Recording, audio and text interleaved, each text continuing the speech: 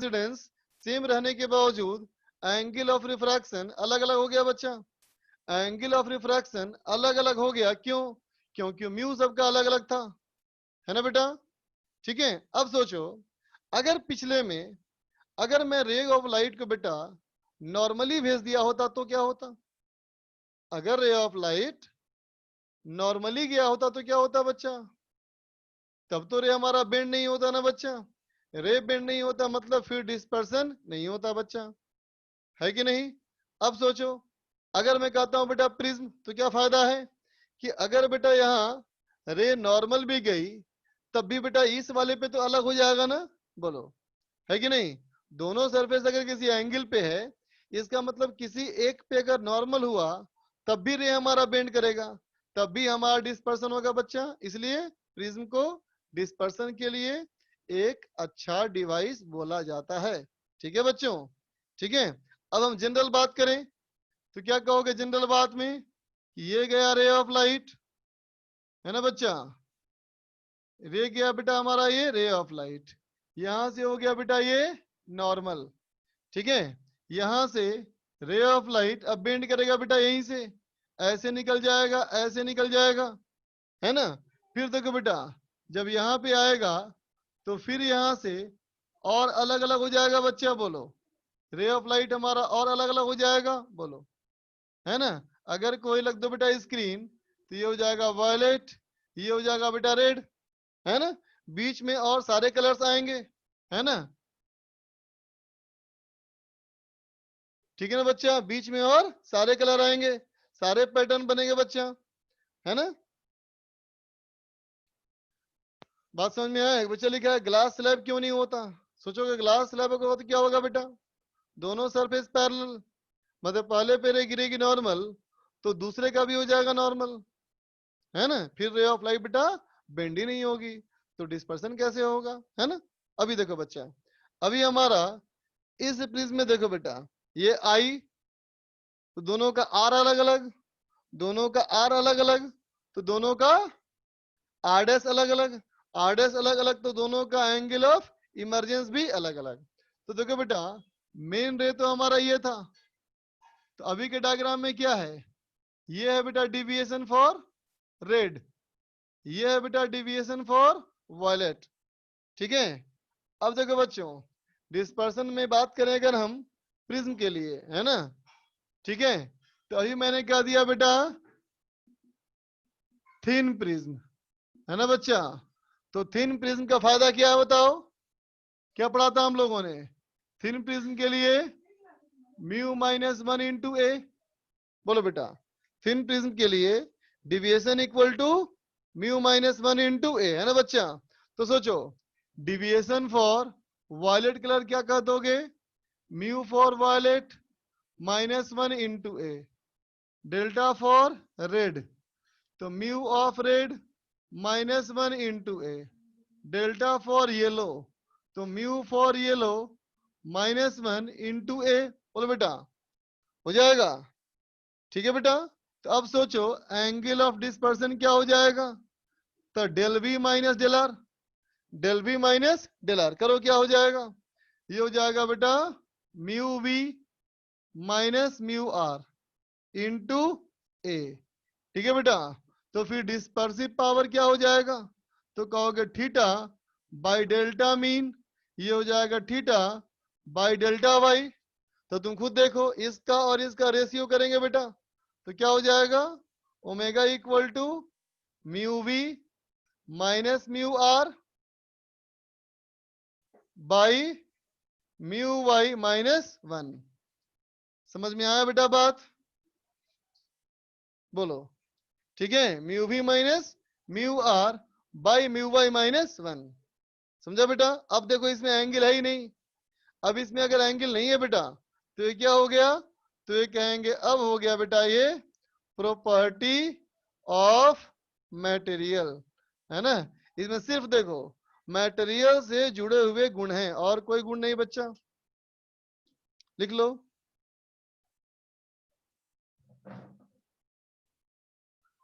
उत्कर्ष बोलो। Yes sir, वो clear हो गया। ओके।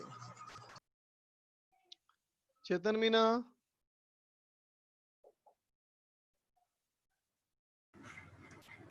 सर ये सेकंड लास्ट स्टेप में क्या लिखा है? क्या बच्चा? सेकंड लास्ट स्टेप में। सेकंड लास्ट स्टेप, ये हाँ तो ओमेगा का फॉर्मूला है बेटा, डिस्पर्सिव पावर इक्वल टू। ठीक है सर, ठीक है सर।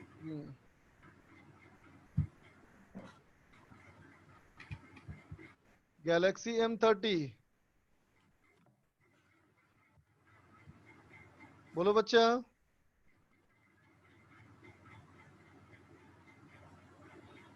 नहीं बोलोगे। योगेंद्र, सर इसमें प्रॉपर्टी ऑफ मटेरियल का मतलब क्या है? प्रॉपर्टी ऑफ मटेरियल मतलब ये मटेरियल से जुड़ा हुआ गुण है बेटा, मतलब बॉडी कैसा है, रे कैसी आ रही है, इस बात से कोई मतलब नहीं है। अच्छा, ठीक है। Okay sir.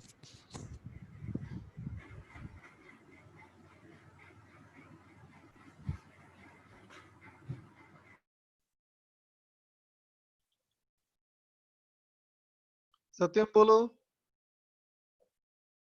सर यहाँ पे थिन प्रिज्म लिए है सर, वो समझ नहीं आया सर, इसलिए वहाँ तो हाँ?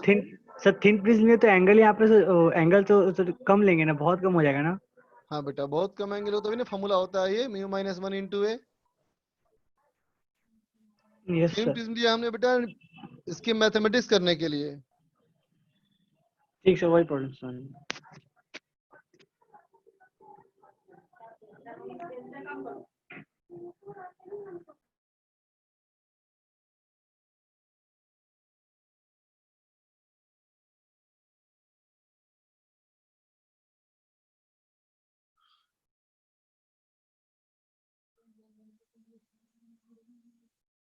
बच्चे 2 मिनट मेरा वेट करो, 2 मिनट वेट करो, आ रहा हूं मैं। तब तक तुम चीजों को देखो, एनालाइज करो। चलो एक काम दे, एक क्वेश्चन दे रहा हूँ, क्वेश्चन बनाओ, लिख दे रहा हूँ बोर्ड पे, बोर्ड पे क्वेश्चन लिख रहा हूँ।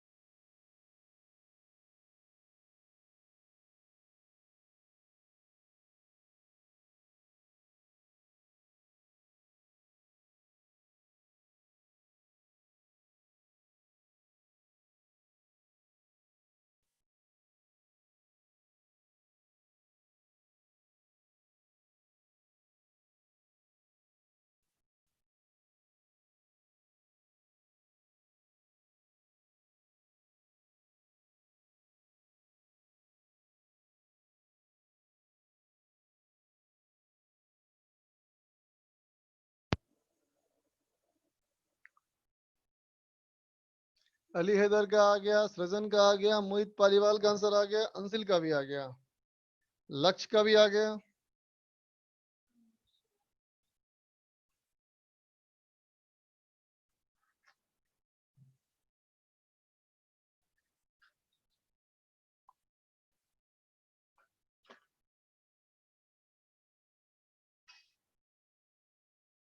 देखते हैं बेटा मेरा क्या आता है। देखो बच्चा, सीधे फॉर्मूला ही तो है बेटा इसमें, थीटा इक्वल टू, पे निकाल लिया जाए, theta equal to mu V minus mu R into A. तो देखो बेटा mu V minus mu R, mu V minus mu R, ये हो गया 0.14 इंटू 2, तो ये हो गया बेटा 0.28 डिग्री, है ना। अब लिखूं मैं बेटा, अगर अब लिखूं delta for yellow, delta for yellow हो जाएगा बेटा हमारा मीन डिविएशन, ये हो जाएगा बेटा mu Y minus 1 into A, तो ये हो गया बेटा 0.74 डिग्री। ठीक है। अब देखो बच्चा, ओमेगा की अगर बात करें तो ओमेगा हो जाएगा हमारा थीटा बाई डेल्टा वाई, तो ये हो गया बेटा 28/74, इसका मतलब 14/37। ठीक है बच्चा, लिख लो।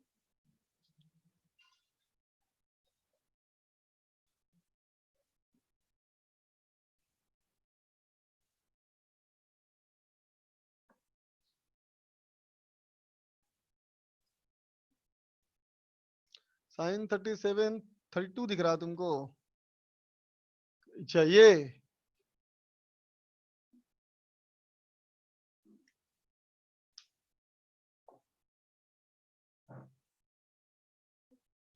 लिख ले बच्चा।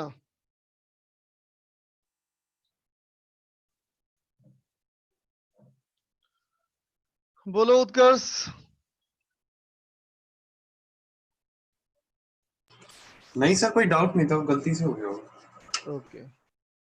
चेतन मीना,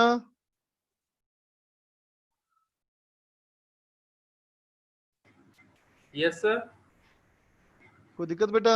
अरे सर वो पहले का ही राइज था, लोअर नहीं किया था। ओके बच्चा, कोई बात नहीं। मयंक, हेलो।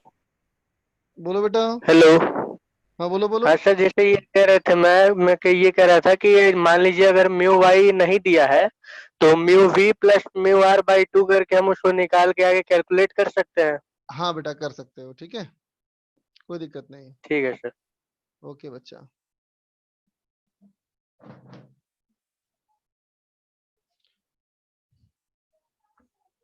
आगे देख बच्चा,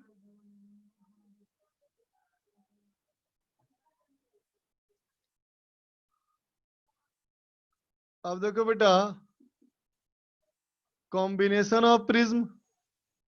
अब देखा जाए बेटा प्रिज्म का कॉम्बिनेशन, अगर मैं कहूं दो प्रिज्म या दो से ज्यादा प्रिज्म अगर कंबाइन कर दिया जाए बच्चा, है ना, तो देखो अगर तुम प्रिज्म कंबाइन करोगे बेटा, तो प्रिज्म को कंबाइन करने के, प्रिज्म के कंबाइन करने के बेटा दो तरीके हो सकते हैं, है ना बच्चा। प्रिज्म को कंबाइन करने के दो तरीके हो सकते हैं बेटा, है ना। एक हमने लिखा बेटा, देखो कैसा, ये लिखा मैंने सेम सेंस। प्रिज्म को ऐसे लगाओ कि दोनों का डायरेक्शन एक ही हो, मतलब कैसे बेटा, देखो एक ऐसा प्रिज्म और एक ऐसा प्रिज्म, देखो बेटा दोनों का वर्टेक्स ऊपर की तरफ, है ना बेटा। और अब मैं लिखा यहाँ पे दूसरा है बेटा मेरा अपोजिट सेंस। ठीक है, अपोजिट सेंस का मतलब क्या हुआ, देखो एक प्रिज्म हमारा सीधा है बेटा और दूसरा प्रिज्म हमारा उल्टा है, दोनों देखो बेटा। ठीक है, अब डायग्राम से बेटा महसूस करो। हाँ बेटा, यूनिट कोई नहीं होता, सभी एंगल होते हैं ना। देखो बच्चा, यहाँ देखो बेटा, यहाँ पे इसमें कहो कि रे अगर ऐसी जाएगी बेटा तो ये इसको नीचे बेंड करेगा और ये इसको ऐसे बेंड करेगा, देखो दोनों में बेंडिंग का डायरेक्शन सेम बेटा। लेकिन यहाँ देखो रे ऐसे जाएगी बेटा तो ये नीचे भेजेगा और ये ऊपर भेज देगा। इसमें बेंडिंग का डायरेक्शन बेटा अपोजिट हो जाएगा, जबकि यहाँ बेंडिंग का डायरेक्शन सेम है ना बच्चा। तो इसमें कहेंगे बेटा हम लोग theta net equal to theta 1 plus theta 2, है ना बेटा। Delta net equal to delta 1 plus delta 2, दोनों चीजें से बेटा ऐड हो जाएगी, है ना। इसकी बात कहो तो यहाँ कहोगे बेटा theta net equal to theta 1 minus theta 2 का मॉड। डेल्टा नेट कहोगे अगर तो डेल्टा 1 माइनस डेल्टा 2 का मॉड, ऐसे होगा बच्चा, समझे। ये होगा बेटा हमारा ऐसा, और ये होगा हमारा ऐसा, ठीक है ना। अब देखो बच्चा, इसमें अगर बोला जाए ओमेगा डिस्पर्सिव पावर, सॉरी, तो डिस्पर्सिव पावर क्या कहोगे, ये अपॉन ये, है ना बच्चा। और वैसे तुम वहां भी कह सकते हो, ठीक है ना। अब देखो बेटा इसमें तो कोई अनोखी बात नहीं है बच्चा, है ना। लेकिन इसमें देखो, इसमें दो स्पेशल केस और बन सकते हैं बच्चा, है ना। इसमें हमारे दो स्पेशल केस बन सकते हैं, ठीक है। दो स्पेशल केस क्या बन जाएंगे देखो बेटा, तो कहोगे यहाँ दो स्पेशल केस बन सकते हैं बेटा। एक कि थीटा नेट जीरो हो जाए लेकिन डेल्टा नेट जीरो ना हो, बोलो बेटा, ठीक है। इसमें देखो थीटा नेट जीरो नहीं हो बेटा, delta net is equal to zero हो जाए, बोलो बच्चा, है ना। सोचो बेटा, अगर तुम दो चीज कर रहे हो कैलकुलेट, है ना, तो क्या क्या केस बन सकते हैं, तो चार केस बन सकते हैं, है ना बच्चा। पहला केस, दोनों में से कोई जीरो ना हो, है ना बच्चा, ठीक है। दूसरा केस, ये जीरो लेकिन ये जीरो नहीं। तीसरा केस, ये जीरो नहीं है बेटा लेकिन ये जीरो है। चौथा केस, दोनों जीरो हो जाए, है ना बच्चा। तो सोचो, अगर दोनों जीरो हो गया बेटा तब तो कोई बात नहीं हुई, रे पे कोई इफेक्ट नहीं पड़ा।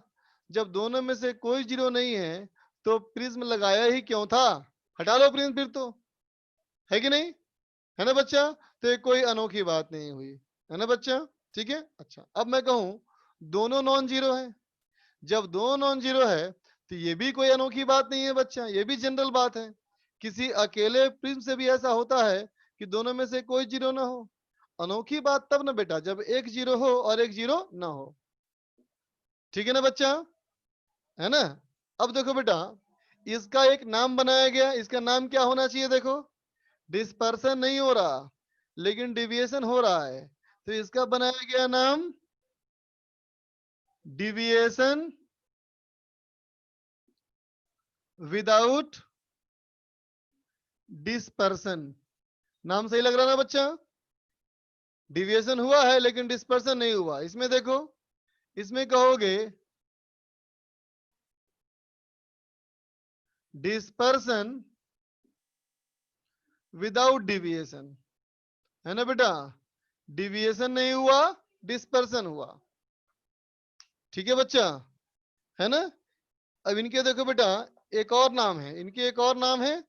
इस चीज में देखो डिस्पर्सन जीरो है, मतलब कलर्स जो है वो एंगल में नहीं बटा, दूर नहीं गया, कलर्स दूर नहीं गया, इसलिए इसका नाम है बेटा क्या, एक्रोमेटिक कॉम्बिनेशन। क्या नाम, एक्रोमेटिक कॉम्बिनेशन, है ना बच्चा। इसमें क्या हुआ देखो, इसमें क्या हुआ, डिस्पर्सन तो हुआ है, अलग अलग हुआ है, लेकिन थीटा नेट हमारा जीरो, डेल्टा नेट जीरो है बेटा, डिविएशन नहीं हुआ। लेकिन लाइट तो कलर से बटी ना बेटा, तो इसको क्या कहेंगे, क्रोमैटिक कॉम्बिनेशन, है ना बेटा। क्रोम का मतलब होता है कलर, क्रोमैटिक मतलब कलरफुल, लेकिन इसमें कलरफुल नहीं हुआ, ठीक है बेटा, लिख लो, नोट कर लो बच्चा।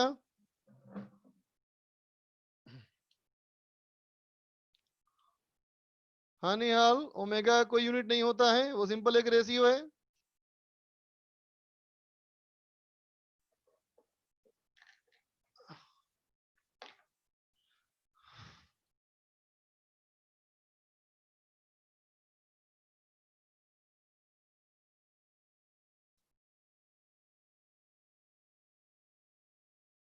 ऐसा कंडीशन कब जनरेट होगा? अभी क्वेश्चन देंगे उसमें होगा जनरेट। दक्ष बोलो बेटा। सर सर ये ऑपोजिट सेंस वाले में सर जो डिस्पर्शन विदाउट डेविएशन है, तो उसमें अगर कलर में बटेगा तो उन कलर का भी तो डेविएशन तो होगा ना सर? हाँ लेकिन मीन डिविएशन 0 होगा, एवरेज डिविएशन 0 होगा, है ना। हर रे कुछ ना कुछ मिलेगी, लेकिन येलो वाला लाइट जो होगा बेटा वो लगभग नहीं मुड़ेगी। ठीक, थैंक यू सर।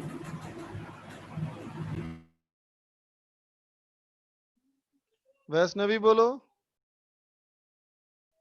सर आपने सर अभी जो बताया था उसमें कहा कि येलो लाइट नहीं मुड़ेगी, क्यों ऐसा क्यों होगा? मतलब वो तो हर येलो लाइट का डिविएशन नेट 0 हो जाएगा। नेट मतलब एक जितना नीचे मुड़ेगा दूसरा उतना ही ऊपर मुड़ेगा, तो होगा average deviation. Average deviation 0। Okay sir.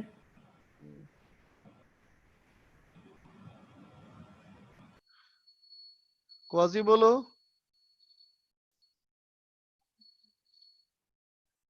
Quasi sir आवाज आ रही है सर? तुम लोग इतनी आवाज कम क्यों आ रही है भाई? मैंने कुछ किया क्या? मेरे को देखता हूँ यार, लगभग सबकी आवाज ही कम आ रही है मेरे पास।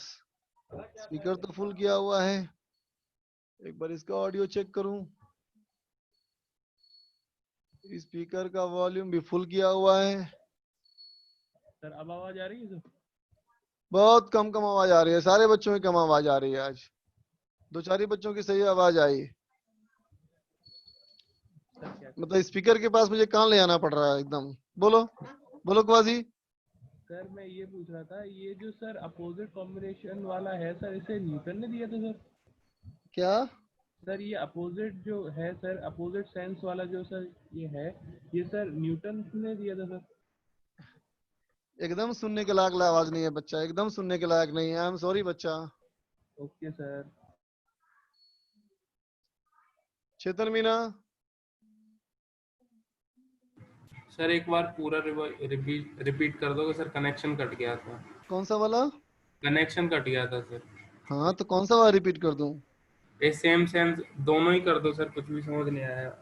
अच्छा देख, कनेक्शन कट गया था। देख बच्चा, अगर हमारा प्रिज्म को कंबाइन करेंगे तो दो तरीके हो सकते हैं बेटा। दोनों का वर्टेक्स ऊपर रखो, या एक का ऊपर एक का नीचे। अगर ऐसे रखा बेटा तो मैंने रे को भेजा तो इसने रे को नीचे किया और नीचे कर दिया, तो दोनों ऐड हो गया, है ना। लेकिन इसमें क्या होगा, इसने रे को नीचे किया लेकिन वो इसको और ऊपर कर दिया, है ना। तो दोनों का डिविएशन अपोजिट सेंस में है, तो दोनों में माइनस कर दिया।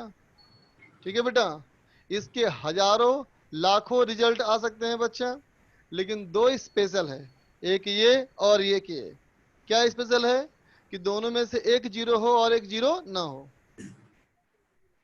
Okay sir.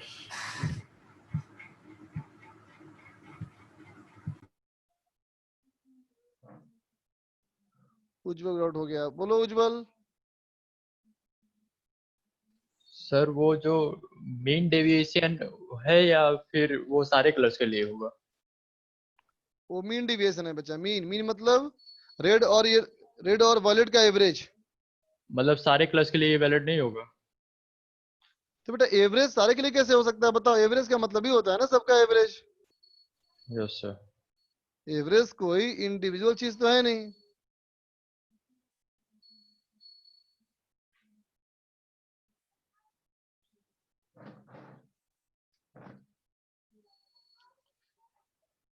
चलो बेटा आगे देखो।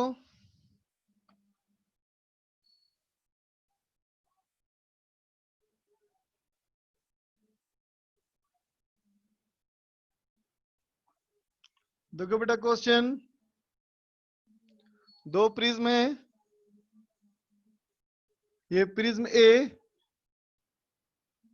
और ये प्रिज्म बी। ठीक है, इसका एपेक्स एंगल को ए ही मान लो, इसके एपेक्स एंगल को बी मान लो। ठीक है, अच्छा चलो प्रिज्म 1 2 कर लेते हैं। प्रिज्म 1 और प्रिज्म 2। ठीक बेटा, प्रिज्म प्रिज्म 1 और प्रिज्म 2। ठीक है बेटा, इन दोनों प्रिज्म के लिए जो एंगल है बेटा, एक का एंगल ए है और एक का एंगल बी है। ए तुमको दिया है बेटा 4 डिग्री, ए तुमको दिया है 4 डिग्री, है ना बच्चा। अब म्यू वी इसके लिए है 1.8, इसके लिए है 1.6।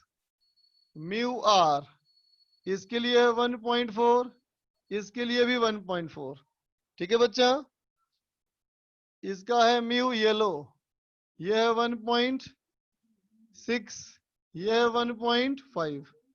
ठीक है बच्चा, सवाल कहा गया है पहले में फाइंड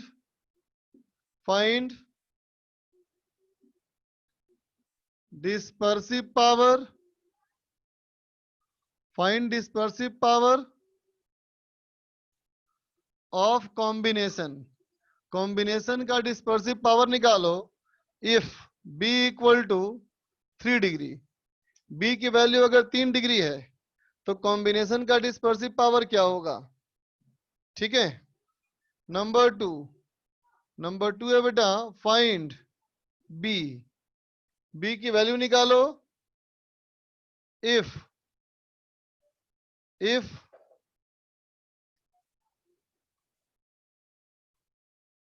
कॉम्बिनेशन इज, ठीक है बच्चा, इस कॉम्बिनेशन में दो पार्ट, कॉम्बिनेशन इज एक्रोमेटिक और इसका B part combination is chromatic. चलो बनाओ, 3 सवाल हो गए टोटल, बनाओ बच्चा।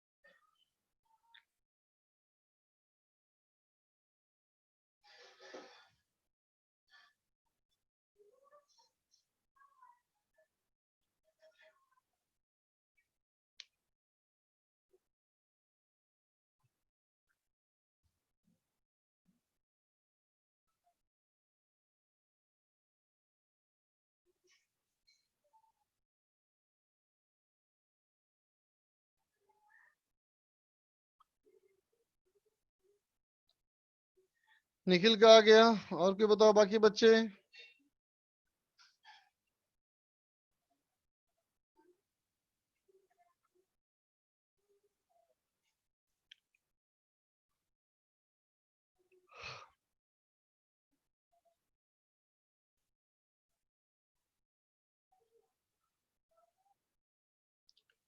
श्रेया का भी आया,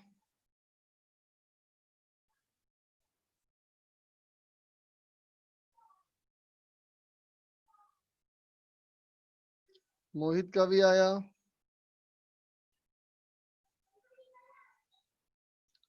अभय, अली हैदर, उत्कर्ष,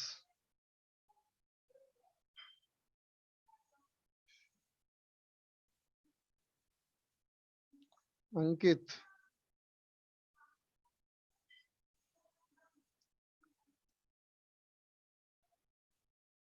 अवी, वैष्णवी, उस्मान,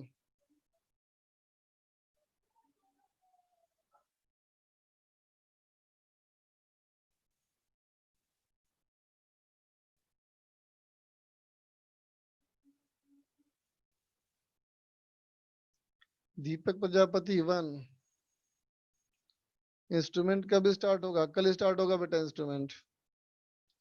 नवदीप 4/15, अंसिल 0.17, प्रणय 5/7।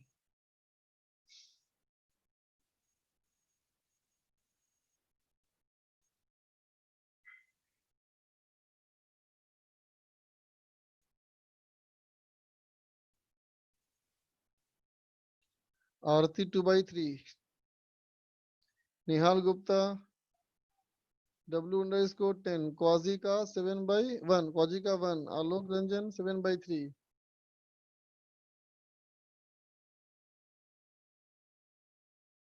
किंग हेम्स, please give a 2 minute washroom breaks.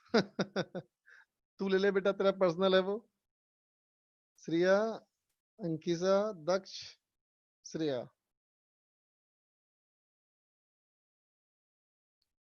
उत्कर्ष,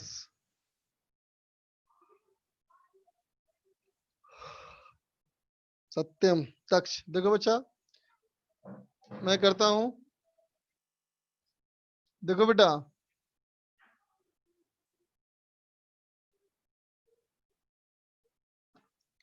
पहले पार्ट के लिए, फर्स्ट पार्ट के लिए मैं निकाला θ1। θ1 कितना हो जाएगा बेटा? तो mu V minus mu R, तो ये हो गया बेटा 1.8 माइनस 1.4 इंटू हो गया बेटा 4 डिग्री इक्वल टू 1.6 डिग्री। ठीक है बच्चा। अब मैं कहूं डेल्टा वन हो गया बेटा 1.6 minus 1 into 4 degree equal to 2.4 degree. ठीक है बच्चा। θ2 बी पुट करना है मेरा 3 डिग्री। तो देखो बेटा, बी हो गया मेरा 1.6 minus 1.4 into 3 degree equal to हो गया बेटा ये मेरा 0.6 डिग्री, है ना बेटा। डेल्टा टू हो गया 1.5 minus 1 into 3 degree equal to 1.5 degree. ठीक है बेटा। तो थीटा नेट दोनों का हो गया एडिशन, है ना बेटा। एडिशन होगा ना? बिल्कुल नहीं, अपोजिट लगाया बच्चा। अपोजिट लगाया तो θ1 माइनस θ2 का मॉड कितना हो जाएगा? देखो 1.6 माइनस 0.6, ये हो गया बेटा 1, है ना। डेल्टा नेट कितना मेरा बेटा? डेल्टा1 माइनस डेल्टा2 का मॉड, ये 0.9 डिग्री। तो ओमेगा हो गया बेटा theta net by delta net, है ना बेटा। ये हो जाएगा मेरा 10/9। फर्स्ट पार्ट कंप्लीट हो गया। अब आ जाओ सेकेंड पार्ट में। सेकेंड पार्ट में ए पार्ट कहता है बेटा कि एक्रोमेटिक कॉम्बिनेशन मतलब बेटा थीटा नेट इक्वल टू 0, है ना बेटा। इसका मतलब θ1 माइनस θ2 इक्वल टू 0, है ना बच्चा। इसका मतलब θ1 इक्वल टू θ2। ठीक है। θ1 कितना है देखो, θ1 तुम्हारा था 1.6 डिग्री, 1.6 डिग्री इक्वल टू θ2 हमारा 1.6 माइनस 0.1 इंटू बी, तो हो जाएगा ये 1.6 माइनस 1.4 इंटू बी, है ना बेटा। तो बी हमारा आ गया बेटा 8 डिग्री। बोलो, बी हमारा आ गया बेटा 8 degree, 8।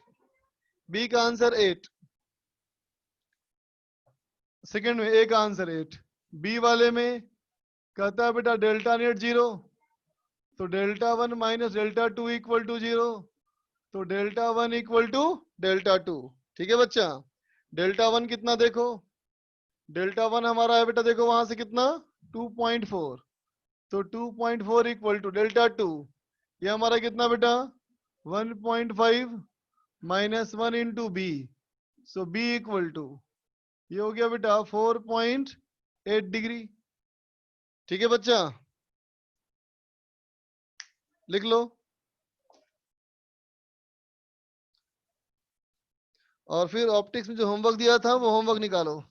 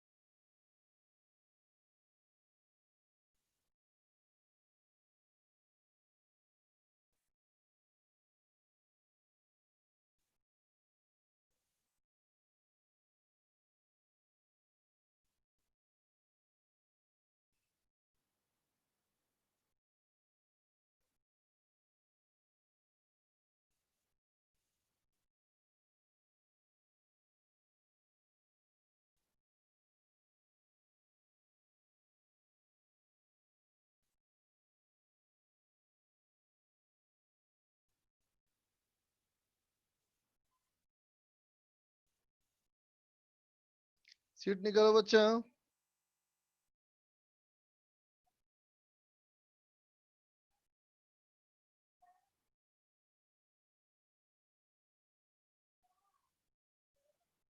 Section G and H in homework. Okay. 1 part 1 section G.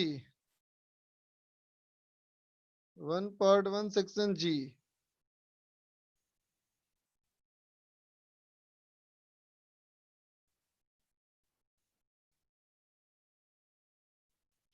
नहीं बेटा H नहीं दिया होगा ना। होमवर्क में एक्सरसाइज 1 कंप्लीट कर लो। होमवर्क में एक्सरसाइज 1 कंप्लीट। सेक्शन आई छोड़ देना सिर्फ। सेक्शन आई छोड़ करके एक्सरसाइज 1 कंप्लीट, 2 का पार्ट 1 कंप्लीट। 1 कंप्लीट, 2 का पार्ट 1 कंप्लीट। ये होमवर्क है कल के लिए। अभी डिस्कस कर रहे हैं सेक्शन जी। एक्सरसाइज 1 पार्ट 1 सेक्शन जी। G1 हो गया, G2, G3। क्वाजी को 2 पूछना है और नटवरलाल को 3 पूछना है। G2 और G3। देखो बच्चा,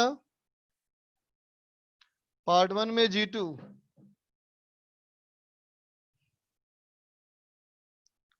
देखो बेटा, क्वेश्चन नंबर G2 क्या कहता है? कहता है point object is placed at a distance of 15 centimeter from a convex lens.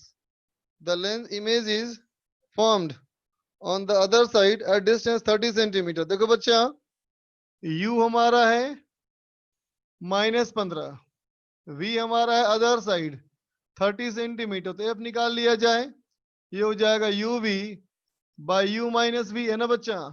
UV हो गया -450 और U माइनस V ये हो गया -45 इक्वल टू बेटा फोकल लेंथ आ गया 10 सेंटीमीटर। ठीक है बच्चा। When A concave lens is placed in contact with the lens the image shift away further bye 30 centimetre, है ना बेटा। अब देखो, अब कहते हो बेटा कि कॉम्बिनेशन की बात हो रही है, तो अब सोच जब कॉम्बाइंस की बात करोगे तो अब हो गया U हमारा वही सेम -15 सेंटीमीटर, है ना बेटा। और V क्या हो गया? देखो V लिखा है शिफ्ट अवे, दूर चला गया। दूर चला गया 30 सेंटीमीटर। तो पहले 30 था बेटा, तो 30 और 30 हो गया बेटा 60 सेंटीमीटर। इसका मतलब कॉम्बिनेशन का F इक्विवेलेंट क्या आना चाहिए? फिर से कहोगे UV upon U minus V, है ना बच्चा। कितना हो जाएगा? देखो -900 divide by U minus F is -75 is 12 centimetre, है ना बच्चा। ये आ गया फोकल लेंथ 12 सेंटीमीटर। तो अब क्या होगा बेटा? 1/f1 plus 1/f2 is equal to 1/f equivalent, है ना बच्चा। कैसे किया? कैसे किया? पावर के लिए, है ना बच्चा। इसका मतलब 1/f2 से इससे f2 निकाल लो बच्चा अब। ठीक है। अब देखो G3।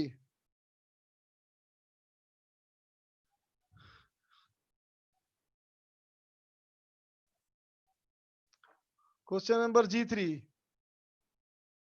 देखो बेटा, कहता है the convex surface of a thin कॉनकेवो convex lens of glass of refractive index 1.5। कहता है बेटा the convex surface of a thin कॉनकेवो convex lens of glass of refractive index 1.5 has a radius of curvature 20 centimeter.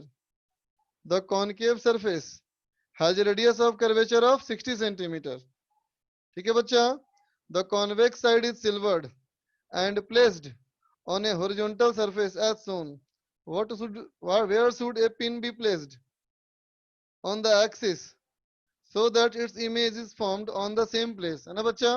देखो ये है बच्चा, इसमें हमारा ये रेडियस है बेटा 20 सेंटीमीटर और ये रेडियस है 60 सेंटीमीटर और इसका म्यू है बेटा 1.5। ठीक है। अब कहता है कॉन्वेक्स साइड को सिल्वर कर दो। कॉन्वेक्स साइड को बेटा सिल्वर कर दिया जाए, है ना। तो कहता है एक पिन को कहां रखा जाए ताकि इमेज वहीं बन जाए। तो पहले तो बेटा इसका इक्विवेलेंट मिरर बनाओ, है ना। अगर हम लेंस की बात करें बेटा तो 1/f for lens equal to, सिर्फ लेंस की बात हो रही है बच्चा अभी। अब ये फर्स्ट पार्ट की बात कर रहा हूं, तो क्या कर दोगे बेटा 1.5 बाई 1 माइनस 1, 1/r1 इसका नेगेटिव बेटा, तो -60 माइनस ऑफ 1/-20। ठीक है बच्चा, ये कितना हो गया देखो, ये हो गया 0.5 इंटू, ये हो गया बेटा 3/60 माइनस 1/60 इज 2/60, 2/60 इज 1/30, इसका मतलब हो गया बेटा 1/60 सेंटीमीटर, है ना बच्चा। ठीक है, अब तुम्हें इसका अगर लेंस का पावर चाहिए बच्चा, तो लेंस का पावर क्या हो गया, तो कहोगे 100/f सेंटीमीटर ना बच्चा, तो ये हो गया 100/60, तो 5/3 डायोप्टर। ठीक है बच्चा। अब देखो मिरर की बात करो, तो देखो बेटा जो मिरर हमारा होगा उसका फोकल लेंथ कॉनकेव मिरर बनेगा बच्चा, और रेडियस है 20 सेंटीमीटर है, इसका मतलब ये -10 सेंटीमीटर है बच्चा। इसका मतलब पावर ऑफ मिरर क्या हो जाएगा -100/f ना बच्चा, तो ये हो गया हमारा +10 डायोप्टर। बोलो ठीक है। अब सोचो बेटा लेंस और मिरर जब कंबाइन होता है तो क्या बताया था इसके बारे में तुमको मैंने, क्या कहा था याद करो, कहा था P equivalent is equal to 2 into power of lens plus power of mirror. इसका मतलब बेटा ये होगा 10/3, 10/3 प्लस 10 इक्वल टू 40/3 डायोप्टर। बोलो बच्चा, ये हो जाएगा हमारा 40/3 डायोप्टर। ठीक है बच्चा, तो अब क्या लिख दोगे, ये बन जाएगा ना बेटा -1/f, इसका मतलब 100 ही कर लो कोई दिक्कत नहीं, तो f कितना बेटा -7.5 सेंटीमीटर। बोलो ठीक है ना। तो अगर फोकल लेंथ इक्विवेलेंट मिरर का आया 7.5 ना बच्चा, इसका मतलब बोलोगे ये बन गया एक कॉनकेव मिरर जिसका फोकल लेंथ 7.5 सेंटीमीटर है ना बेटा। तो कहां पे रखोगे कि ऑब्जेक्ट इमेज एक ही जगह बन जाए, तो सेंटर पे ना बच्चा। इसका मतलब इसके लिए यू कितना हो गया, तो कहेंगे 15 सेंटीमीटर माइनस में, है ना बच्चा, मतलब मिरर के सामने 15 सेंटीमीटर। अब देखो नेक्स्ट पार्ट बी में कहता है बेटा if the concave part is filled with water, concave part में अगर वाटर भर दिया जाए, distance through which the pin should be moved so that image of pin again कॉन्साइड with, बेटा अगर इस वाले में पानी भर दो तो बेटा मतलब पानी का लेंस एक और ऐड हो गया बच्चा। तो पानी का लेंस अगर एक और ऐड हो गया, इसका मतलब बी वाले पार्ट के लिए क्या कर दोगे बच्चा, अब लेंस दो तरह का हो गया, PL1, पहला वाला PL1 तो 5/3 है बच्चा, है ना। अब इसमें एक वाटर का लेंस और ऐड हुआ, तो वाटर का लेंस तो पावर ऑफ PL2 है ना is equal to 1/f L2, है ना बच्चा। 1/f L2 ऊपर से बच्चा ऊपर बढ़ा गया, इस एरिया में बढ़ा गया है ना। ठीक है बच्चा, तो कितना हो जाएगा ये हो जाएगा बेटा 4/3 माइनस 1 इंटू 1/, देख बच्चा अगर पानी यहाँ भर दोगे तो ऐसा ना बन जाएगा बेटा, बोलो ये बन जाएगा प्लेनो कन्वेक्स, तो प्लेन वाले का इन्फिनिटी रेडियस 1/∞ बेटा -1/-60, है ना बच्चा। तो ये कितना हो गया देखो, ये हो गया 1/3 और ये हो गया 1/80, है ना। लेकिन बेटा 1/f लिखे हो अगर तो इसको मीटर में ही पुट करो, इसको तुम 60 के बजाय 0.6 रखो, है ना बच्चा। तो कितना हो जाएगा 10/18, इसका मतलब 5/9 डायोप्टर। ठीक है बच्चा, समझ गए। तो अब क्या लिखोगे P इक्विवेलेंट। अब सोचो बेटा जब रे आएगी तो पहले पास करेगी PL2 से, है ना बेटा, फिर पास करेगी PL1 से, फिर जाएगी बेटा मिरर पे, फिर पास करेगा PL1 से और फिर पास करेगा Pl2 से। दोनों लेंस से बेटा रे जो है ये 2 बार गुजरेगी। इसका मतलब कितना हो जाएगा देखो, Pl1 2 टाइम्स, Pl2 भी 2 टाइम्स, तो ये हो गया बेटा 10/9 प्लस 10/3 और प्लस 10, है ना बच्चा। तो ये कितना हो गया देखो, तो इसको 30/9 बोल दो और इसको 90/9 बोल दो, तो 90 प्लस 30 प्लस 10, ये हो गया बेटा 130/9 डायोप्टर बोलो, है ना बेटा। और ये बन गया हमारा मिरर, और ये बन गया बेटा मिरर। इसका मतलब क्या लिख दोगे, अब लिख दोगे बेटा 1/f मिरर माइनस, या 100 ही कर लेते हैं बच्चा, तो इक्वल टू 130/9। इसका मतलब m मिरर इक्वल टू कितना हो गया बेटा 900/130, नियर अबाउट 7 सेंटीमीटर। कुछ कम आएगा 7 से, लगभग 7 मान लो बच्चा, तो ये लगभग हो गया बेटा 7 सेंटीमीटर। इसका मतलब अब तुम कहाँ रखोगे ऑब्जेक्ट को, तो रखोगे डबल सेंटर भी रखोगे ना, वापस सेंटर पे रखोगे बेटा, तो ये हो जाएगा 14 सेंटीमीटर नेगेटिव, बोलो बच्चा, है ना। तो पहले कितने पे था 15 सेंटीमीटर, अब बेटा 14 सेंटीमीटर, कितना शिफ्ट करना पड़ा, तो लगभग 1 सेंटीमीटर।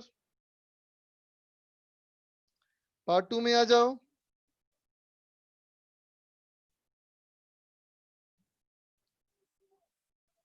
पार्ट 2 में आ जाओ बेटा। पार्ट 2 का G1, G2, G3, G4, yes को पूछना है G1, लुभावनी को भी पूछना है G1। देख तो बच्चा G1 पार्ट 2 में देखो कहता क्या, देखो बेटा a plano convex two plano convex lens each of focal length 10 centimeter, refractive index 3/2 are placed as shown in the figure with the space left। Water हमारा फिल कर दिया गया है ना, तो होल अरेंजमेंट एयर में है, तो ऑप्टिकल पावर कितना हो जाएगा बच्चा, तो देखो अगर प्लेनो कन्वेक्स, देखो बेटा प्लेनो कन्वेक्स वाले का फोकल लेंथ दिया है 10 सेंटीमीटर, है ना बच्चों। तो इसका तुम क्या करो, रेडियस निकाल लो पहले, तो क्या करोगे 1/10 1/f इक्वल टू 3/2 - 1 इंटू 1/, एक प्लेन सर्फेस बेटा, तो 1/∞ माइनस ऑफ 1/-r। इसका मतलब बेटा r इज इक्वल टू हो गया 5 सेंटीमीटर। देखो ठीक से बोलो बच्चा, रेडियस आ गया बेटा 5 सेंटीमीटर। तब कहानी कैसी बन गई देखो बेटा, अब कहानी तेरी ऐसी बन गई बेटा, बोलो ये दोनों लेंस तो एक जैसे हैं बेटा, लेकिन बीच में क्या बन गया देखो, बीच में बन गया मेरा कॉनकेव लेंस। तो बेटा कॉनकेव लेंस के लिए 1/f डैश कर लो इसको, इक्वल टू इसका था बेटा 4/3, तो 4/3 - 1 इंटू इसका रेडियस नेगेटिव 1/-r -1/+r, है ना बच्चा। तो ये हो गया 1/3 इंटू -2/r, ठीक है बच्चा। तो कितना हो गया देखो 1/3 माइनस में इंटू 2/5 ना बच्चा। इसका मतलब इसका देखो बेटा एफ डैश हमारा आ गया -15/2 सेंटीमीटर, बोलो बच्चा, ठीक है। इसका मतलब बेटा इसका पावर कितना आ गया, P dash equal to 1/f या 100/f, तो -100/15/2, ये हो गया 3, ये हो गया 20, इसका मतलब -40/3 डायोप्टर, ठीक है बच्चा। अब चलो अगर कहूं बेटा पावर इक्विवेलेंट, तो पावर इक्विवेलेंट क्या हो जाएगा, तो P प्लस P डैश और प्लस P, बोलो बेटा यहां से पास करेगा, फिर यहां से जाएगा, फिर यहां से जाएगा, है ना बेटा। तो अगर फोकल लेंथ 10 सेंटीमीटर है तो पावर हो गया बेटा 10 डायोप्टर, तो ये हो गया बेटा 10 डायोप्टर प्लस माइनस -40/3 और फिर 10, तो कितना हो गया बच्चा, ये हो गया हमारा 20/3 डायोप्टर है ना बच्चा? कितना आंसर था इसका? हाँ क्या क्वेश्चन?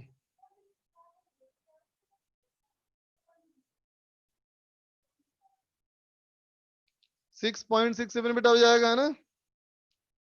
G2 G3 G4 नहीं पूछना, G5 नहीं पूछना। ठीक है बेटा, तो देख आगे का होमवर्क में वैष्णवी को डाउट है, बोल वैष्णवी, बोलो वैष्णवी। सर ये इसी क्वेश्चन की सर जीवन की बात कर रहे हैं सर। सर जो हाँ? पावर इक्विवेलेंट आई है सर, वो तो फोकल लेंथ के मतलब रेसिप्रोकल होगी ना, फोकल लेंथ लेंस की 10 आई है ना सर? हाँ, लेंस की 10 सेंटीमीटर, पावर कितना होगा उसका? सर 100/10। हाँ हाँ सर ठीक है, 6 centimetre, yes sir, sorry sir. Okay बच्चा, यस बोलो। हेलो सर, आवाज आ रही है सर? हाँ बोलो, जोर से बोलो थोड़ा सा। हाँ सर, मैं ये पूछ रहा था कि ये जो आपने सेकंड लेंस पे आपने जो मिरर ये लेंस मेकर्स फॉर्मूला लगाया है, उसमें हाँ? ये जो कॉनकेव लेंस है उसका सराउंडिंग मीडियम तो ग्लास है ना, तो यहाँ पे रिलेटिव अच्छा पहले रिफ्रैक्शन। बताओ हमें करना क्या है? अल्टीमेटली कंबाइन करना है ना बच्चा? Yes sir. कंबाइन करने का मतलब हो कि पहले जब वो अलग था तब ना कंबाइन करोगे, अच्छा ओके सर, ओके। समझ गए? Yes sir, thank you sir. Motorola one vision, बोलो भाई। Hello sir. हाँ बोलो बेटा। सर ये आपने ये जो क्वेश्चन किया है ना सर, PL2 लिखा है सर, इसमें 1/∞ सर क्यों लिया? क्योंकि प्लेनो बनेगा ना सरफेस। अच्छा ओके सर। हाँ तो चल बेटा, नेक्स्ट क्लास के डिस्कशन के लिए, बच्चा होमवर्क में हालांकि बोल दिया पहले ही मैंने, एक्सरसाइज 1 कंप्लीट करना है, पार्ट 1 पार्ट 2 पार्ट 3 है ना बच्चा? ठीक है, बस देखे ना इसमें अगर इंस्ट्रूमेंट वाला क्वेश्चन अगर हो, है ना, इंस्ट्रूमेंट वाला क्वेश्चन है तो उसको माइनस कर देना, नहीं छोड़ने पाना उसको। ऑप्टिकल इंस्ट्रूमेंट जो माइक्रोस्कोप टेलीस्कोप छोड़ देना वो सब, है ना बच्चा? और एक्सरसाइज 2 का पार्ट 1, ठीक है बच्चा? चाहे छोड़ो नहीं तुम करो, नहीं इतना कर सकते हो बच्चा, ट्राई करो, है ना, जितना कर पाओगे उतना करो। ऑर्डर यही करना, इसको करना और इसको करना। चल बच्चा, अभी के लिए bye, have a good day.